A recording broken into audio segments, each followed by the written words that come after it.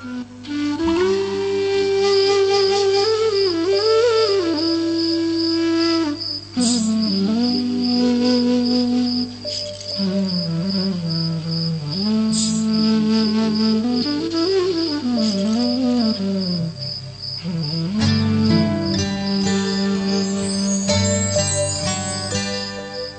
समतल सागर भइरहिदिन्छ,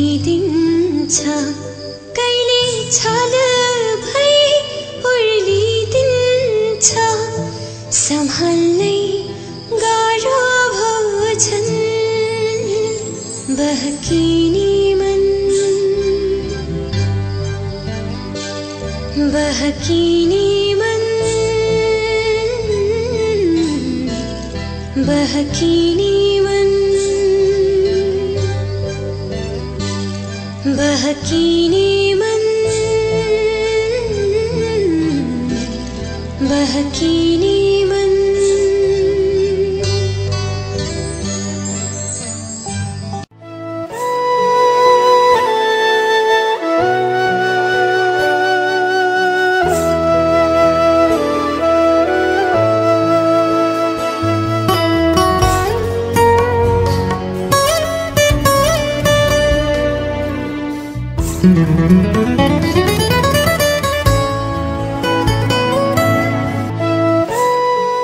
नमस्कार, कार्यक्रम बहकिने मनमा तपाईलाई स्वागत छ। म महावीर विश्वकर्मा। बहकिने मन थाहा संचार नेटवर्क काठमाडौँबाट सोमबार राति 9:18 जति जाँदा आउँछ। देशभरिका 140 भन्दा धेरै रेडियोहरूबाट एकैसाथ यो कार्यक्रम प्रसारण हुन्छ। यति बेला प्रसारण भइरहेको छ। अनि बहकिने मनको फेसबुक पेजबाट पनि यो कार्यक्रम प्रत्यक्ष प्रसारण भइरहेको छ। प्रविधि कक्षमा हुनुहुन्छ भीम विश्वकर्मा, म छु महावीर विश्वकर्मा। बहकिने मन नामको युट्युब च्यानलमा पनि यो कार्यक्रम प्रसारण हुन्छ, त्यहाँ पनि तपाईँ सुन्न सक्नुहुन्छ। आजको श्रृङ्खलामा म एउटा कथा पढ्न लागिरहेको छु। मेरो हातमा एउटा कथा सङ्ग्रह छ। अमर न्यौपाने, जो सेतो धरती उपन्यासका लेखक हुनुहुन्छ, मदन पुरस्कार पनि प्राप्त कृति हो सेतो धरती। उहाँकै कथा सङ्ग्रह पानीको घाम मेरो हातमा छ यतिखेर। पद्मश्री साहित्य सम्मानबाट सम्मानित कृति हो यो पानीको घाम। यो कथा सङ्ग्रहभित्रबाट शालिक शीर्षकको कथा म आज वाचन गर्नेछु, पढ्नेछु म आज। पानीको घाममा सङ्ग्रहित कथाहरू नेपालगञ्जको पेरिफेरीमा त्यो वरपरको चित्र उतारेर लेखिएको कथाहरू छन्। यसमा यो कथा सङ्ग्रहमा कथाहरू सुरु हुनुभन्दा अघि अपरिभाषित शीर्षकमा लेखिएको छ, लेखेका छन् अमर न्यौपानेले। म त्यसको केही अंश पढ्छु। समयले यसै पनि खोसी लाने, जोगाउन बचाउन खोज्दा नजोगिने, नबाँच्ने निरन्तर समयको 2 महिना नेपालगञ्जलाई सुम्पिन राजी भए। जीवन हिँडाउँदै गर्दा आफ्नै पाइलाहरूले लेखेका केही डोबहरू सुस्त सुस्त गतिमा टिप्दै, कथा बुन्दै उधार्दै फेरि बुन्दै गरिरहेको बेला आफ्नै माटो तर के कमजोरीले नदेखेको ठाउँ नेपालगञ्ज गएर 2 महिनासम्म उसैसँग खाएर, खेलेर, सुतेर, बात मारेर, दुखेको अन्तर्मनलाई स्पर्श गरेर अनि फकाएर, सुमसुम्याउँदै, अङ्गालेर स्थलगत रूपमा आख्यान टिप्ने अवसर स्वीकार्दा सजिलो र आनन्द दुवै भयो। आफू बाँचेको परिवेश त सधैँ देखिरहेर हो कि केही नदेखि जस्तो गरेर हिँडिरहेको हुँदो रहेछु। आफूले आफ्नै परिवेशप्रति स्पर्शसहित गरेको व्यवस्था पनि थाहा पाएको रहेनछु। नेपालगञ्ज पुगेर अझ बढी महसुस भयो। आफूलाई पटक्कै नदेखेर, देख्ने चेष्टा नगरेर अरूलाई मात्र हेरे जस्तो गर्ने मान्छेको स्वभाव बाँचेर वा कमजोरी हुर्काएर जे भने पनि भयो, यात्रारत रहेछु। त्यो मभित्र अझ हलक्कै सप्रिएको थाहा पाएँ। नेपालगञ्ज कथा उम्रने, बढ्ने, फुल्ने, फल्ने उर्वर भूमि रहेछ।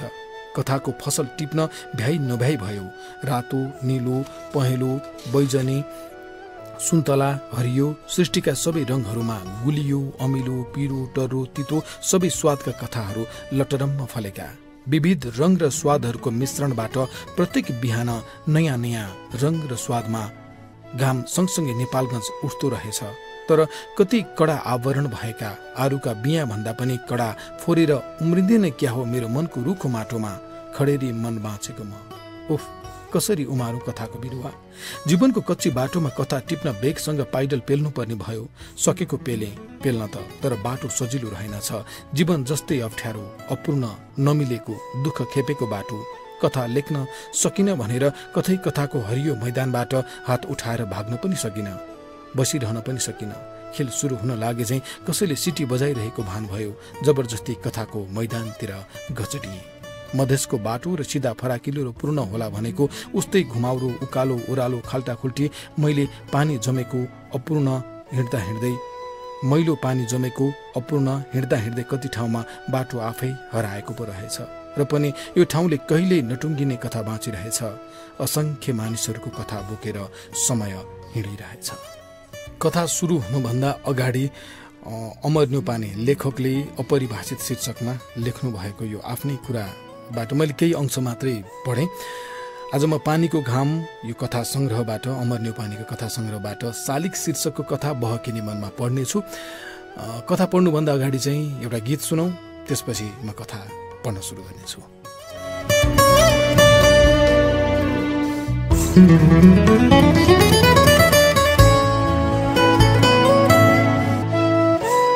कार्यक्रम बहकिने मनमा यति बेला म छु महावीर विश्वकर्मा, प्राविधिक कक्षमा हुनुहुन्छ भीम विश्वकर्मा। आजको श्रृङ्खलामा अमर न्यौपानेको कथा संग्रह पानीको घामबाट शालिक शीर्षकको कथा म पढ्नेछु। त्यो क्रम अब ढिलो नगरिकन अघि बढाउँछु।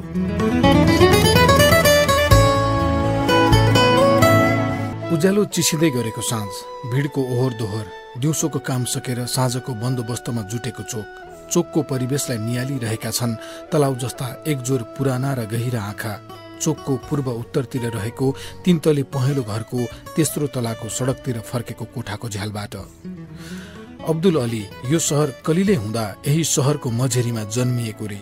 ऊ जन्मेको 95 वर्ष भयो रे। उसले थाहा पाएकै 91 वर्ष भयो। सहर अहिले अझ जवान भएको छ। ऊ बुढो भयो। उसको बा हजुरबा जन्माउने यो सहर समय बित्दै जाँदा झन्झन जवान भएको हेरिरह्यो। उसले हेरेर मात्र चित्त बुझेन। पहेँलो कागजमा लेख्यो यो सहर कहिले बुढो हुन्छ। सायद सहर जति मान्छे जन्माउँछ त्यति जवान हुन्छ। समय हिँड्दै जाँदा यो सहर किन झन्झन जवान हुँदैछ? हातहरू कामे थर र लेखेर सुस्तायो। उसलाई लेख्न मनपर्छ, उर्दूमा, हिन्दीमा होइन। हिजो आज नेपालीमा लेख्न मनपर्छ, तर उर्दू शायरहरू औधी मनपर्छन्। उमेरका कारण मन परेका कुरा गर्न नसकेको सम्झिएर चोक नियाल्न थाल्यो। नियालिरह्यो। समयले उसको आँखाको शक्ति खोसेको रहेनछ अझै। देख्छ चस्मा नलगाएरै यो सहर झ्यालबाट देखिनेसम्म। आफ्नो आँखाको दृष्टि क्षमता सम्झिएर गर्वले हिउँ जस्तो सेतो दारी सुमसुम्यायो। लेख्दै गयो यो सहर आफ्नो जवानी बेचेर पनि बुढो हुँदैन। जवानीमा पनि यति फोहोरी यो सहर बुढो भएपछि कस्तो होला? यो सहरले नुहाउनै जानेको छैन। कहिलेकाहीँ प्रकृतिले नै नुहाइदिँदा पनि आफ्नो शरीर पखालेको मैलो पानी आफ्नै शरीरका खोल्सा खाल्सीमा जमाएर कुहाएर भ्यागुता र सर्प पालेर बाँच्छ यो सहर। फोहोरकै कारण कहिले सुके लुतो, कहिले पाके लुतो, कहिले छुट्दैन यो सहरलाई। र पनि यो ठाउँले निरन्तर कहिले नटुङ्गिने कथा बाँचिरहेछ। असंख्य मानिसहरूको कथा बोकेर समय हिँडिरहेछ। उमर खय्याम, वसिर बद्र, आफ्ताब राय रुसुवा जस्ता उर्दू शायरहरूको गजल मनपर्छ उसलाई। आफू पनि त्यही प्रभावमा लेख्छ। कहिलेकाहीँ छाप्न मन गर्दैन, लेख्दै च्यात्छ आफ्नो उमेर झैँ। केही सम्झिए झैँ लेख्यो एक शेर। अतीत बिर्सिएर सहर ओहोर दोहोर गर्छ, आफ्नै जवानीलाई किन यति फोहोर गर्छ। अरू शेर लेख्न सकेन, फर्द भयो, बाँकी गद्यमै लेख्यो। यो सहर इतिहास बिर्सन खोज्छ। वरिपरिका घरहरू चोकलाई आफ्नो इतिहास सम्झाउन खोज्छन्। फरक फरक शासन व्यवस्थामा यो चोक फरक फरक शालिक भएर उभिन्छ र भिडलाई मौन पत्थरको अमुक आदेशले नियन्त्रण गर्न खोज्छ। अहिले चोकमा यो भिडलाई हेर्ने, नियन्त्रण गर्ने कुनै पत्थरको संवेदना उभिएको छैन। यो चोक अहिले नयाँ शालिक कुरिरहेछ, नयाँ नाम खोजिरहेछ। लेख्दा लेख्दै अचानक सहरभरि झ्याप्प बत्ती गएपछि बुढाले लेख्न सकेन। अँध्यारो पो भइसकेछ। बत्ती गएपछि उसले शून्य अनुभव गर्यो। धमिलो उज्यालोमा चोक देखेन। तन्द्रामा परे झैँ तकियाको आडेस लागेर पल्टियो। बुढो समय उसको आँखा अगाडि चोकमा एक तमासले पुगियो। सहर अघिल्लो दिनदेखि नै नुहाएर सुकिलो भएको थियो। मानिसहरू सहर सजाउनमा व्यस्त थिए। गाउँले जस्ता देखिने सहरवासीहरू आफ्नो चोकलाई गाउँ जस्तै सहर सम्झन्थे। कलिलो सहर शिशु जस्तै सुन्दर। चोकको चारैतिर सडक किनारमा लामबद्ध 300 भन्दा बढी एकनासका कोठीहरू। भर्खर ताते ताते हिँड्न खोजेको बजार। चोकमा कुनै शालिग थिएन। त्यहाँ पनि एउटा कोठी थियो जसलाई सबै कोतुवाली भन्थे। 3 सरकारको सवारीमा मानिसहरू सडक किनारमा लामबद्ध हुँदै फूल अबिर लिएर सरकारको स्वागत र जयगानका लागि बिहानैदेखि लामबद्ध थिए। सवारी भइसकेको थिएन। सवारी हुने बेला भयो भनेर मानिस आत्तिएर लाइनमा बसेको पनि घण्टौं भएको थियो। भए आफ्नै घरको नभए खोजेर जति सक्दो स्वादिलो बनाएर 3 सरकारलाई मनपर्ने परिकारहरू लिएर आएका थिए कतिले। बरु मान्छे नै किन नहोस्। बिहान 11 बजेको शुभ साइदमा सजी सजाउ हात्तीमाथि चढेर 3 सरकारको सवारी भयो। सरकारका पछि पछि सयौं सुरक्षा फौजहरू, घोडचढीहरू, आसेपासे धुपौरीहरूदेखि सरकारका कर्मचारीहरूको लामो थियो। त्यसपछि स्थानीय सर्वसाधारणका प्रमुखहरू, त्यसपछि धेरै पर सर्वसाधारणहरू। गाउँ जस्तो सहर जय जय गानको भक्ति भजनमा डुब्यो। साक्षात भगवान प्रकट भए झैं मानिसहरू अचम्मित थिए। सरकारको हात्ती लमक लमक गर्दै चोकमा आएर उभियो। हजारौं मानिसहरूको उपस्थितिको माझमा त्यहाँका सबै वर्ग, जाति, धर्म, संस्कृतिका मानिसहरू सरकारको दर्शन र सेवामा आएका थिए। कस्ता रहेछन् हाम्रो देश चलाउने सरकार भनेर हत्तारिँदै हेर्न आएका। कुनै अवतार पुरुष झैं 3 सरकार आफ्नो स्वागत, सेवा र भक्तिमा उपस्थित हजारौं प्रजालाई गर्वसाथ लामा लामा जुङ्गामा ताउ लगाउँदै चारैतिर हेर्दै थियो। तर प्रजाहरू कसैले पनि 3 सरकारको आँखामा सिधा हेर्न सकेनन्। मात्रै दर्शन गरे, स्वस्ति गरे, भक्ति गरे, जय जय गरे। 3 सरकारका भक्त तथा राष्ट्र सेवकहरूलाई हात्तीमाथिबाट सरकारले पुरस्कार, मान, पदवी दिने कार्यक्रम अनुसार नै दियो। पुरस्कार स्वरूप कतिले 20 देखि 100 बिघासम्म जग्गा मौजा पाए। सुन, चाँदी, गिन्नी, असर्फी पाए। कतिले डिठा, बैदार, खरिदार, मुखिया हुने मौका पाए। धेरैको पदोन्नति भयो। सबैले सरकारको जय जयगान गरे। उच्च वर्ग जस्तो देखिने एउटा समूह निम्न वर्ग जस्तो भएर पाउ पर्न त मिलेन हात्तीमाथि चढेका 3 सरकारको। तर पनि तल भुइँबाटै पाउ परेको शैलीमा आलाप गरिरहेको थियो। सरकार हाम्रा अवतार पुरुष, भगवान, दयाका सागर, दुःखमोचक। सरकार त 1 महिनापछि शिकार गरेर गई बक्सन्छ। हजुरको अनुपस्थितिमा हामी टुहुरा हुन्छौं। हामीलाई टुहुरो हुनबाट बचाउनु पर्यो सरकार। हाम्रो सुरक्षा, हाम्रो रेखदेख कसले गर्छ सरकार? हामीलाई न्याय कसले दिन्छ सरकार? सरकारको न्यास्रो लाग्दा हामी कसलाई हेर्ने सरकार? हामी कसलाई सरकार भन्ने, कसको सेवा गर्ने सरकार? सरकारको प्रतिमा यो चोकमा भए हामी सबै कुरा पाउने थियौं। सरकारको प्रतिमालाई नै सरकार ठानेर हामी त्यसै अनुसार चल्थ्यौं सरकार। हामी हाम्रा भगवानको प्रतिमा राख्न चाहन्छौं सरकार। सरकारको भक्ति गर्दा गर्दै भीड एकाएक रुन थाल्यो। सबैका आँखा सम्भावित बिछोडको कल्पनामा रसाए जस्ता देखिए। 1 महिनापछि आफूसँग हुने बिछोडमा आजैदेखि शोकमग्न भक्तजनहरूलाई देखेर 3 सरकारको अनुहार भर्खर उदाएको घाम झैं धपक्क बल्यो। सूर्य जस्तो अनुहार लिएर टाउको चारैतिर घुम्यो र अत्यन्त प्रसन्न चित्तमा भक्तहरूले गरेको भक्ति आलाप हेर्दै छड्के पारेर ओठ मधुर मुस्कुराहटमा 3 सरकारबाट हुकुम भयो, तिमीहरूको भक्ति र प्रार्थनाबाट म अत्यन्त प्रसन्न भएँ। 1 महिनाभित्र यस चोकमा तिमीहरूको 3 सरकारको प्रतिमा विदेशी कालीगरद्वारा अष्टधातुले बनाइनेछ। 3 सरकारको अमृत बाणी सुनेर प्रजा हर्षित देखिए। फेरि सबैले 3 सरकारको जयगान गरे, भजन कीर्तन गरे। 3 सरकारबाट अझै अगाडि हुकुम भयो, जाने बेलामा म आफ्नो प्रतिमामा प्राण प्रतिष्ठा गराएर जानेछु। यही प्रतिमाका माध्यमबाट तिमीहरू सधैँ शासित हुनु, सञ्चालित हुनु। आफूलाई दुःख र अन्याय पर्दा यही प्रतिमालाई आएर सुनाउनु, भक्ति र प्रार्थना गर्नु। तिमीहरूको प्रार्थनाबाट म प्रसन्न भएँ भने साक्षात प्रकट हुनेछु। नभए पनि तिमीहरूको सुख दुःख सधैँ सधैँ म धातुका आँखाले हेरिरहेको हुनेछु, धातुकै कानले सुनिरहेकै हुनेछु, धातुकै मन मस्तिष्कले मनन गरिरहेको हुनेछु र धातुकै मुखले न्याय दिइरहेको हुनेछु। कसैले भोको र बेकाम बस्नु पर्दैन, कसैले अन्याय भोग्नु पर्दैन। फेरि सबैले एकसाथ जयगान गरे। प्रसन्न चित्तले सरकारबाट अझै अगाडि हुकुम हुँदै गयो, मेरो आत्माको अंश पनि यही प्रतिमामा म छोडेर जानेछु। तिमीहरूले यही प्रतिमालाई साक्षात अवतार मानेर मेरो जन्मदिनमा भव्य जन्मोत्सव मनाउनु। म सबै हेरिरहेको हुनेछु, सुनिरहेको हुनेछु र विचार गरिराखेको हुनेछु। फेरि सबैले एकसाथ जय जय गरे। सरकारबाट अझै अगाडि हुकुम हुँदै गयो, हाम्रा भाइ छोराहरू प्रशस्त छन्, तीमध्ये 4 भाइ अबदेखि यस सहरको 4 दिशामा सहर घेरेर बस्नेछन्। उनीहरूलाई राजा मान्नु, सेवा गर्नु, भक्ति गर्नु, विभिन्न पर्वमा आशीर्वाद लिन जानु। फेरि सबैले एकसाथ जय जय गरे। आफ्ना बी र सी क्लासका भाइ खलकहरूलाई दायाँ बायाँ हेर्दै अझै अगाडि हुकुम भयो, यिनीहरू व्यर्थमा यहाँ बस्न डराइरहेछन्। यहाँ सर्प र बिच्छीको डर हुन्छ अरे, औलो लाग्छ अरे, धुलो हिलो गर्मी छ अरे। छ त? सबैले पसिना पुस्दै भने, छैन सरकार। अन्तमा हुकुम भयो, हाम्रा भाइहरूलाई यो सहरको 4 सुरमा 2-2 हजार बिघा जमिन बिर्ता भयो। फेरि सबैले जय जय गरे। हात्तीमाथिबाटै सरकारबाट आफ्ना प्रजा अन्यायमा परेकालाई न्याय, जग्गा नहुनेलाई जग्गा, घर नहुनेलाई घर, लुगा नहुनेलाई लुगा, अन्न नहुनेलाई अन्न बक्सिस भयो। प्रजा धन्य भए। 1 महिनासम्म केही बाघ, गैंडा, चितुवा, मृग, चित्तलहरूले 3 सरकारको हातबाट मुक्ति पाए।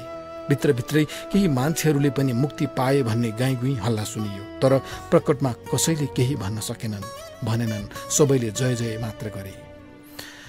1 महिनापछि 3 सरकार आफ्नो प्रतिमामा प्राण प्रतिष्ठा अर्थात् आफ्नो आत्माको अंश राखेर गयो। त्यही बेलादेखि 3 सरकारका सुरक्षाकर्मीले प्रतिमालाई वरिपरिबाट 24 घण्टा पहरा दिन थाले। अब त्यसको नामै जुद्ध चोक भयो। परबाट 3 जना टोपी, भोटो, कछाड लगाएका पहाडतिरबाट झरेका जस्ता देखिने 9 मान्छे हिँड्दै हिँड्दै चोकमा आइपुगे। चोकमा हातखुट्टा नभएको, टाउको र आधा जिउ मात्र भएको जुङ्गा मुठे कालो मान्छे आकार देखेर अनौठो मान्दै कुनै नौलो जन्तुलाई झैं हेरे। ती पहाडियाहरूले 3 सरकारलाई त्यसरी आँखा जुधाएर हेरेको देखेर पहरा दिइरहेको सिपाही कड्कियो, आँखा तल झार, ए पाखे सुनिनस्, आँखा तल झार भनेको। भोटो, कछाड र टोपीहरू दङ्ग परे, एकअर्कालाई हेराहेर गरे। किन आँखा तल झार्ने हो केही नबुझेर ओठ लेप्राउँदै बाटो लाग्न खोज्दा फेरि सिपाही कड्क्यो, सरकारलाई स्वस्ति गरेर जा भनेको सुनिनस्। फेरि अलमल्ल परे, के हो स्वस्ति भनेको थाहा नपाएर उभिरहे। पक्कै ढोग्ने होला भनेर ढोक्न गए। सिपाहीले रोक्यो र झन्डै डन्डा हान्यो। उनीहरू कुनै फन्दामा परेजे मुख बिगार्न थाले, डरले काँप्न थाले। सिपाही कड्क्यो, टाढैबाट स्वस्ति गरेर जा भनेको सुनिनस्। नबुझेर उनीहरूले नमस्ते गरेर गए। तराईको चर्को घाम, अर्को जोर दौरा सुरुवाल र इष्टकोट छाता उडेर आएको देखियो। उनीहरूले शालिग नजिकै आइपुग्दा पनि छाता बन्द नगरेको देखेर सिपाही फेरि कड्क्यो, छाता बन्द गर। नबुझेर टल्ल परे, डरले थर्र कामे। कसो गरौँ, के गरौँ भाइ। सिपाही फेरि कड्क्यो, बडो अटेरी रहेछ, महाराजको अगाडि छाता उडेर हिँड्ने, छाता बन्द गर भनेको। चारैतिर हेरे, महाराज देखेनन्। नदेखेरै डरले छाता बन्द गरेर चुपचाप गए। पर पुगेर डराउँदै फेरि छाता उडे। अचानक बिजुली आयो। चारैतिर फेरि उज्यालो फुकियो। बुढाको तन्द्रा खोल्यो। तकियाबाट टाउको उठाएर चोकतिर हेर्यो। चोक उस्तै खाली थियो। सोच्यो, कस्तो सपना देखिएछ। जति बुढो भयो उति धेरै सपना देखिँदो रहेछ। मसक्क निदाउनै नसकिने। विगत किन यसरी आइरहन्छ सपनामा? बुढो मान्छे विभिन्न घट्ने घटनाहरूले मात्र बनेको जस्तो हुँदो रहेछ। सानो छँदा कहिले सपना नदेखेको सम्झ्यो उसले। अँध्यारो बढ्दै जाँदा चोक बिस्तारै पातलिँदै गयो। पान पसल, चाट पसल, फलफुल पसल र क्यासेट पसलहरूमा अझै ग्राहकहरू झुम्मिँदै थिए। केही रिक्सा, साइकल, मोटरसाइकलहरू यताउति गर्दै थिए। टाँगाहरू भने चल्न बन्द भइसकेका थिए। उसका आँखा भने शालिक रहित रित्तो चोकमा अल्झिरहे। केही सम्झिए चाहिँ भावुक भएर एक शेर लेख्यो, दुनियाँमा जसको धेरै जय जय भयो, सबैभन्दा उसैबाट किन भय भयो। फेरि झ्याप्प बिजुली गयो। आँखाभरि अन्धकार फेरि खस्यो र चारैतिर फैलियो। तकियामा टाउको अडियायो। फेरि ऊ तन्द्रामा पर्यो। अर्को बुढो समय फेरि उसको आँखा अगाडि चोकमा पोखियो। संयौं सुरक्षा फौज अघि पछि लगाएर 3 सरकारको भन्दा आधुनिक शैलीमा हात्तीमाथि 5 सरकारको सवारी हुँदै थियो। मानिसहरू सभक्तिपूर्वक 5 सरकारको स्वागतमा सडक दायाँ बायाँ फूल अबिर सहित झण्डा उठाउँदै जय जय गरिरहेका थिए। हाम्रो राजा, हाम्रो देश प्राण भन्दा प्यारो छ, 5 सरकार चिरायु रहन्। चोकमा आएर 5 सरकारको हात्ती रोकियो। चारैतिर नजर भयो। अगाडि सामुन्ने चोकमा सिर्पेजको कल्फी भाँचिएको अष्टधातुबाट निर्मित जुद्ध शमशेरको अर्धकतको शालिक अदबका साथ चुपचाप बसिरहेको थियो। पृष्ठभूमिमा 5 सरकारको जय जयको तुमुल ध्वनि गुन्जिरहेको थियो। एउटा सुकिला दौरा सुरुवाल, कोट र टोपीले पाउ परेर बिन्ती बिसायो, सरकार, यो शालिक जति गर्दा पनि हामीले ढाल्न सकेनौं। हान्दा हान्दा सिर्पेजको कल्की बाहेक केही तोड्न सकेनौं। यसलाई हटाएर मौसुफ सरकारको पूर्ण कदको प्रतिमा बनाउनु पर्यो सरकार। अर्को दौरा सुरुवाल कोट टोपी पनि पाउ पर्यो। हो सरकार, हाम्रो बाहुबलले भेटेन। सरकारबाट यसलाई हटाएर सरकारकै प्रतिमा हुनु पर्यो। सरकार पाउ पर्नेहरूको भिड लाग्यो। कुर्ता र धोतीहरू, कमिज र लुङ्गीहरू, शेरानी कुर्ता सुरुवालहरू पनि पाउ पर्न लागे। सरकार, यो कालो शालिगले यो चोकमा बसेर हामीलाई तर्साउँछ। यो त राणाहरूको भूत हो। सरकार, राणा शासनमा हामी लुटियौं, सर्वस्व हरियौं। सरकार, राणाहरूले आफ्नो शासन ढल्ने बेलामा झन लुटे।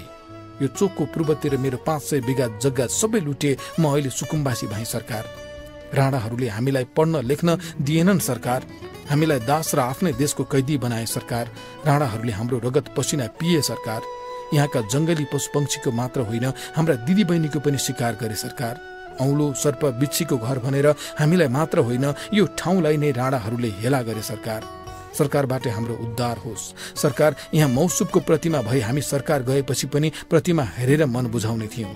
हो सरकार, नत्र हामी त टुहुरा टुहुरी जस्ता हुन्छौं। सरकारको प्रतिमा त पूर्ण कदकै होस्, हेर्न पनि सजिलो हुन्छ, आँखा भरिको। प्रजाको पीर व्यथा सहितको भक्ति सुनेर 5 सरकारको अनुहार पनि भर्खर उदाएको सूर्य झैं धपक्क बल्यो। सबैलाई आश्वस्त पार्ने मन्द मुस्कुराहट फुस्किरह्यो। पृष्ठभूमिमा जय जयको आलाप बढ्दै थियो। बीचमा एउटा धनुष्टंकार भएर बोल्यो, सरकारको प्रतिमा त सेतो हुनुपर्छ, ती राणाहरूको जस्तो कालो होइन। प्रसन्न चित्तमा 5 सरकारबाट हुकुम भयो, जनचाहना अनुसार नेपालकै कालीगढद्वारा यहाँ पूर्ण कदको सेतो शालिग 2 महिनाभित्र बन्नेछ। सम्झिनु, यो चोकमा यहाँका जनताहरूसँग सधैँ सधैँ म बाँचिरहेको हुनेछु। भर्खर आइपुगेको एउटा बुढो टाँगावालले अर्को टाँगावाललाई सोध्यो, ओ 3 सरकार हो कि 5 सरकार हो बे?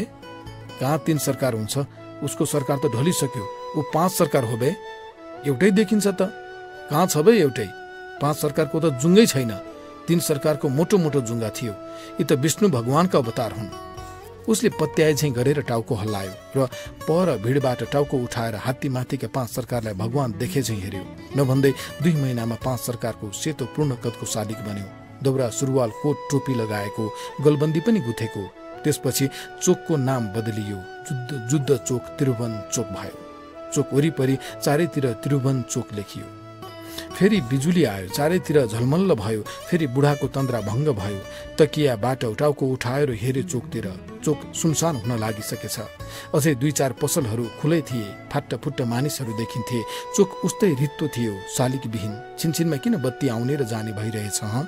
के सोचेर मनमा नै फेरि अर्को शेर लेख्यो, फेरि बल्दा बल्दैको उज्यालो खोसिन्छ, तेल नसकिँदैको दियालो खोसिन्छ।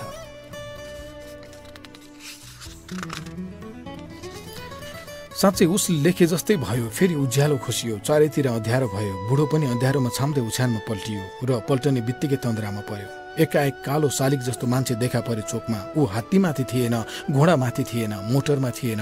उसका अघिपछि सुरक्षा फौज थिएनन्, प्रजाहरू थिएनन्। मध्यरात पल्टिएको चोक सुनसान थियो। पहिले आफू रहेको स्तम्भ रित्तो देखेर धेरै बेरसम्म के सोचेर हेर्यो। त्यसपछि स्तम्भमा चढ्न खोज्यो, सकेन। फेरि चढ्न खोज्यो, सकेन। जति प्रयास गर्दा पनि नसकेपछि दिक्क भएर पसिना पुस्दै बोल्यो, यो चोकबाट मलाई कसले हटायो? पटक पटक ऊ यही आवाजमा कराइरह्यो। तर कतैबाट केही आवाज आएन। शहर सुतेको थियो, सुनसान। कतैबाट केही आवाज नआएपछि एक्लै भुतभुताउन थाल्यो। जय जय गर्दै पछि लाग्ने ती हजारौं प्रजाहरू खै कहाँ मरे? भक्ति पूजा आराधना गर्नेहरू कहाँ गए? आफ्नै आवाज पनि कस्तो गधा कराए जस्तो, रोगी कुकुर भुके जस्तो लागेको आफैलाई। चिडियाघरको बन्दी र भोको बाघ झैं एक्लै यताउता छटपटाउँदै आश्चर्य भावमा एक्लै बरबरायो, म कहाँ छु अहिले? कसले मलाई यसरी अलपत्र पारेर छोड्यो? मलाई कसले यति कमजोर बनायो? आफ्नो जस्तै कमजोर आवाज नजिकैबाट आएको सुन्यो। घुमेर हेर्यो चारैतिर। एउटा सेतो शालिग जस्तो मान्छे एक्लै बरबराइरहेको छ, आफूले झैं नजिकै। म कहाँ छु? कसरी म यति कमजोर भएँ? ऊ सेतो शालिगतिर गयो। कता कता चिने जस्तो गर्यो। तत्काल ठम्म्याउन सकेन। सेतो शालिगले पनि ऊ नजिकै गएपछि चिने झैं हेर्यो, तर उसले पनि ठम्म्याउन सकेन। शरीरभरि घाउले दुवै नचिनिने भएका थिए। अनुहारको रङ उडेको थियो। पुरै शरीर खुइलिएको जीर्ण बुख्याचा जस्तो निर्जीव देखिन्थ्यो। सेतो शालिगले सोध्यो, तिमी को हौ? अदब साथ बोल्न खोजेर पनि कमजोर आवाजमा कालो शालिगले भने, म यो देशको शासक हुँ। म पो यो देशको शासक हुँ? एउटै देशमा कसरी 2टा शासक हुन सक्छन्? हुन सक्दैनन्। त्यसैले म यो देशको शासक हुँ। जिद्दी नगर, मेरो सिरपेज देखेनौ? तिम्रो त टोपी छ, त्यसैले म शासक हुँ। यस्तै बरबराउँदै चोकको खाली स्तम्भमा चढ्न खोज्दै फेरि भन्यो, हेर म कसरी शासक हुन्छु। कालो शालिक स्तम्भमा चढ्न खोज्यो, सकेन। फेरि चढ्न खोज्यो, लड्यो, तुरुन्तै उठ्न सकेन। त्यही मौकामा हेर म चढेर देखाउँछु, किनभने यो देशको शासक म हुँ भन्दै सेतो शालिक स्तम्भमाथि चढ्न खोज्यो, सकेन। फेरि चढ्न खोज्यो, पछारियो। पक्की सडकमा पछारिएको देखेर कालो शालिक हाँस्यो। त कालो शालिकको खिसीपूर्ण हाँसोले सेतो शालिकलाई तुरुन्तै सकी नसकी उठ्न बाध्य पार्यो। अय्या कस्तो दुख्यो भन्दै स्तम्भमाथि फेरि चढ्न खोज्यो, फेरि लड्यो। पछिल्लो पटक स्तम्भमाथि उभिनै लाग्दा लडेकाले सेतो शालिकको दाहिने हातै भाँचियो। अनुहारभरि सडकमा धेरै पटक पछारिएर घाउ नै घाउ भएको थियो। कालो शालिक हाँस्न खोज्यो, सकेन, किनभने उसको पनि घाउ दुखिरहेको थियो। सेतो शालिक लडेकोमा फेरि हाँस्ने प्रयास गर्दा रुन्चे हाँसो फुस्कियो। के हाँस्छौ? तिम्रो झन् सिरपेजको कल्की नै भाँचिएको छ, तिम्रो त झन् दाहिने हातै भाँचिएको छ। फेरि कालो शालिक मूर्छा परे झैँ भयो, आँखा चिम्लियो। आँखा चिम्लिएरै सेतो शालिकले बरबराएको सुनिरह्यो। अचानक केही सम्झिए झैँ आँखा खोलेर कालो शालिकले भन्यो, तिमी श्री 5 हौ? सेतो शालिक पनि झल्यास्स भएर भन्यो, तिमी श्री 3 हौ? कसरी चिन्यौ? समय चिन्नै नसक्ने गरी परिवर्तन भएछ। सुरुमा त तिमीलाई चिन्नै गाह्रो भयो, तिम्रो बोलीको लवज उस्तै रहेछ, तर तिमीले कसरी चिन्यौ नि? तिम्रो पनि बोली वा लवज अझै उस्तै रहेछ। किन हटायौ मलाई यो चोकबाट? हामीले तिमीलाई मानेकै थियौँ, तिम्रो नाममा शासन गरेका थियौँ, जनताका समस्या तिमीसम्म आउन नदिई तिमीलाई सुख शैलमा राखेका थियौँ, किन हटायौ मलाई? सेतो शालिकले भन्यो, जनताले मानेनन्, हटाए। तिमीलाई कसले हटायो त? ए हो त, मलाई यो चोकबाट कसले हटायो ह? अचानक आकाशवाणी भए चाहिँ एउटा आवाज आयो, मैले हो तिमीहरूको शालिक हटाएको। को हो 5 सरकारलाई म भन्ने? टुक्रा टुक्रा गरिदिन्छु। म समय हुँ, तिमी समयलाई टुक्रा टुक्रा पार्न सक्दैनौ। सेतो शालिकले अझै टाठिए चाहिँ बोल्यो, उनको शालिक त मैले हटाएको, मलाई हटाए भन्ने को हो ह? दुबईको शालिक मैले हटाएको, म समय हुँ। 5 सरकारलाई म भन्ने साहस कसले गरे ह? मसँग पिस्तोल छ, गोली ठोकिदिन्छु। कालो शालिक अझ कड्क्यो, मसँग तरबार छ, टुक्रा टुक्रा पारिदिन्छु समयलाई। समयलाई कसैले मार्न सक्दैन, समयको नियम कसैले तोड्न सक्दैन। संसारका सबै निर्माणहरू समयसँग बिलाउँछन्। म त विष्णुको अवतार हुँ, प्रत्येक जीवन आफैमा एउटा अवतार हुन्, सबैले इतिहासको गर्तमा बिलाउनै पर्छ, समयले भन्यो। हामी इतिहाससँग बिलाउँदैनौँ, कालो शालिकले भन्यो। कालो र सेतो शालिकले द्वन्द्वको बीचमै काने खुसी गरे, वार्ता गरे झैँ कुरा गरे। सेतो शालिकले सुरक्षित उपाय पत्ता लगाए झैँ भन्यो, हामी एकअर्काको विरोधी नबनौँ, आफै सहयोगमा उठौँ र स्तम्भमाथि चढौँ। तिमीले ठिक भन्यौ, तिमी हाम्रा असल कुटुम्ब हौ, हामीले सँगै मिलेर स्तम्भमा चढ्नुपर्छ। दुवै मिलेर चढ्न खोज्दा पनि चढ्न सकेनन्। माथि पुग्नै लाग्दा सडकमा पछारिए, पटक पटक पछारिए दुवै। अन्त्यमा उठ्न खोज्दा खोज्दै हुरी चले जस्तो भयो। बिस्तारै उनीहरू चलमलाउन छोडे र क्रमशः त्यही चोकमै बिलाए। समय चारैतिर अमूर्त भएर फैलियो। सपनामै बिउजेर बुढाले झ्यालबाट हेर्यो र केही सोचे झैँ सपनामा नै अर्को शेर लेख्यो, चोक चोकमा निर्जीव शालिक ढलेर के भो, पत्थरको मुटु हुने मालिक ढलेर के भो। फेरि हेर्यो सडकमा, यही सडक हो, यही चोक हो जहाँ प्रत्येक कालखण्डमा कैयौं शहीदहरूको रगत बगेको थियो। एकाएक ती शहीदहरू उठे आफ्नो रक्तबीजबाट, तर ती शहीदहरू त्यो स्तम्भमा चढ्न खोजेनन्। हेरे चारैतिर, सहर झन् अव्यवस्थित र दुर्गन्धित देखे। चारैतिर अव्यवस्था देखेर दुखी भए। सडकमा पान खाएर थुकिएको फोहोर देखेर सोचे, हाम्रा सपनाहरू पनि यसरी नै चपाएर थुके मान्छेहरूले सडकमा र कुल्चे। उनीहरू खिन्न मुद्रामा चोकमा उभिएर खिन्न भएरै चारैतिर हेरे। एकाएक मानिसहरू जम्मा भए। चोकमा चारैतिरबाट विविध विचार भएका विभिन्न जाति, वर्ग, धर्म र क्षेत्रका मानिसहरू आए। चोकमा कसको शालिक राख्ने भन्ने विषयमा फरक फरक विचारहरू प्रस्तुत भए। एउटा अग्लो र शालीन मान्छेले शहीदको शालिक राख्ने भन्यो। सबैले सहमति जनाए, तर कुन शहीदको राख्ने भन्ने बारेमा मत विभाजित भयो। चोकमा शालिक राख्ने बारे सुरुमा सल्लाह, त्यसपछि विवाद, त्यसपछि झगडा अनि हात हालाहाल हुन थाल्यो। द्वन्द्व सुरु होला जस्तो भयो। आफ्नो नाममा द्वन्द्व सुरु हुन लागेको देखेर शहीदहरू एकाएक सडकबाट गायब भए। शहीदहरू सडकमै बिलाएको त्यो भिडले थाहै पाएन, थाहा पाउने प्रयास पनि गरेन। द्वन्द्वकै माझबाट अर्को अग्लो मान्छे बोल्यो, अहिले हाम्रो सरकार छ, यो देशमा परिवर्तन हाम्रो पार्टीले गराएको हो, त्यसैले यहाँ हाम्रा महान नेताको शालिक हुनुपर्छ। भिडबाटै अर्को अग्लो मान्छे कड्क्यो, हाम्रो पार्टीको नेतृत्वमा क्रान्ति सफल भएको हो, सधैँ सधैँ क्रान्तिको नेतृत्व हाम्रो पार्टीले गरेको छ, त्यसैले यहाँ हाम्रो नेताको शालिक हुनुपर्छ। भिड झन्झन उम्लिँदै गयो। अनेक किसिमका आवाजहरू सडकमा पोखिन थाले। जनजाति र मधेसीहरू पनि जाग्न थाले। भिडको माझबाट एउटा धोती र कमेज कड्क्यो, यहाँ हाम्रो नेताको शालिक हुनुपर्छ। भिडबाटै शेरबानी, कुर्ता पाइजामा पड्क्यो, यहाँ हाम्रो नेताको शालिक हुनुपर्छ। जनजातिको अग्लो मान्छे कुर्लियो, यहाँ हाम्रो नेताको शालिक हुनुपर्छ। दलित वर्गीय आवाज विस्फोट भयो, यहाँ हाम्रो नेताको शालिक हुनुपर्छ। महिला ध्वनि चर्कियो, यहाँ हाम्रो। द्वन्द्व झन चर्कियो, ढुङ्गा हानाहान हुन थाल्यो। प्रहरीले द्वन्द्व नियन्त्रण गर्न सकेनन्। मानिस आक्रोशित भए, सबै आफ्नो पार्टी र नेताको पक्षमा नारा लगाउँदै थिए। यस्तैमा झडप सुरु भयो, भिड अनियन्त्रित बन्यो। प्रहरीहरू आएर पनि भिड नियन्त्रित भएन। लाठी बर्सन थाले, भिड झन उम्रियो। असुर ग्यास चारैतिर फैलियो, वातावरण पिरो बन्यो। अचानक गोलीको आवाज सुनिन थाल्यो। त्यसपछि सडकमा रगत बग्न थाल्यो र पनि भिड शान्त भएन। मात्र चुपचाप शान्त र ज्ञानी देखिए सडकका साँढेहरू, गधाहरू, कुकुरहरू। फेरि बत्ती आयो, चारैतिर उज्यालो फैलियो। यसपटक बत्ती आउँदा बुढाको निन्द्रा खुल्न त खुल्यो, तर अप्ठ्यारो गरेर खुल्यो। बिस्तारै उठ्न त उठ्यो, तर कतै भित्र दुखे चाहिँ गरेर उठ्यो। हेऱ्यो झ्यालबाट, सुनसान थियो। चोक उसरी नै शालिक कुरिरहे झैँ देखिन्थ्यो। मध्यरात भइसकेको रहेछ। बन्द घर र पसलहरू उभिएको माझमा सडक निदाइरहेको थियो। मात्रै देखिन्थे तिनै सधैँ देखिने साँढेहरू, गधाहरू, कुकुरहरू जो सडक पेटीमा उङ्गिरहे जस्ता देखिन्थे। तकियातिर हेऱ्यो, एउटा कागज टिप्यो, कलम टिप्यो, एउटा अर्को शेर गजल लेख्न खोज्यो। लेख्नका लागि सोचे झैँ गर्यो, सकेन। जति प्रयास गर्दा पनि लेख्न सकेन, सक्दै सकेन।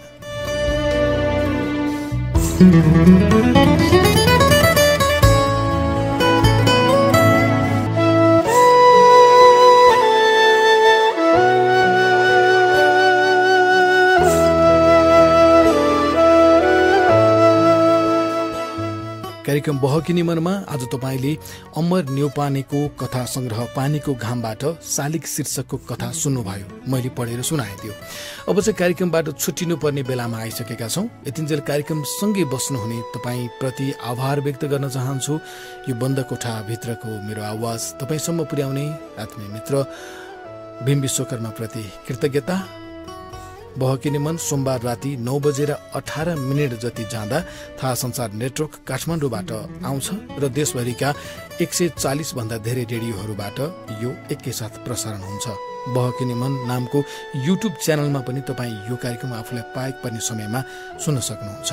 आजको श्रृङ्खलाबाट चाहिँ म महावीर विश्वकर्मा पनि अर्को श्रृङ्खलामा भेट्ने कुरा गर्दै आजको श्रृङ्खलाबाट ओझेल पर्छु। हवस्, जान्छु। अर्को हप्ता आउँछु नि। नमस्कार।